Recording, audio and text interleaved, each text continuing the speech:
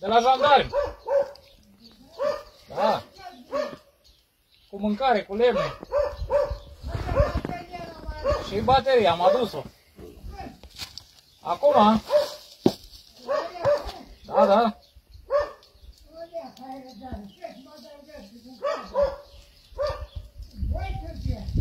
Da, da.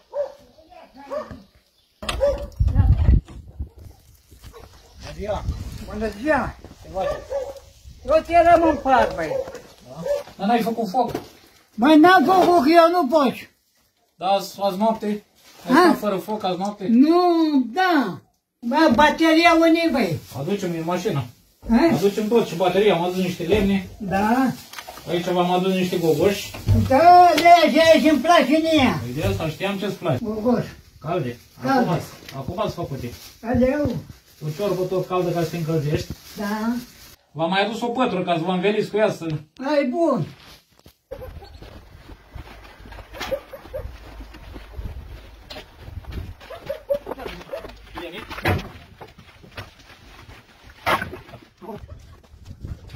Tot cu lemne.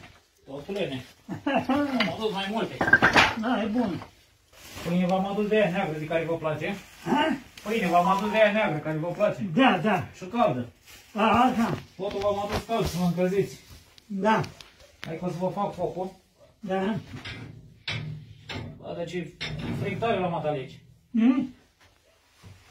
Da. Acum se încălzește imediat. Da. Nu că caldă face o caldă îndată. Dar lemne n-aveți deloc. N-avem. Hai, e ciorbă bună. Da. Nu mai caldă, făcută proaspăt. Ia, uitați. Unde ți-o mai dau? Aici, aici. Vedeți, am pus și lingură. Da. Așa, așa, ușor, Ai văzut lingură la mine aici? Uite, lingura aici, uitați. Așa, așa. Da. Vedeți că e caldă. Da, da, da. O băgat de pâine. Vă dau și pâine. Am dat și o pâine tot caldă. Gata, ajunge. Avem niște carne, niște cartofi. Da? Nu, nu, uite că ai carne aici. Da. Da, bă. Da, da. Da?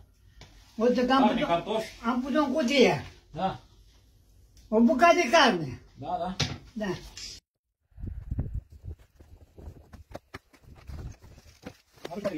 L-a prins de aici. Da. Eu. Se vede că i-a prins, da? Da. Așa. Și eu l-am întrebat după două. Da, așa, gata.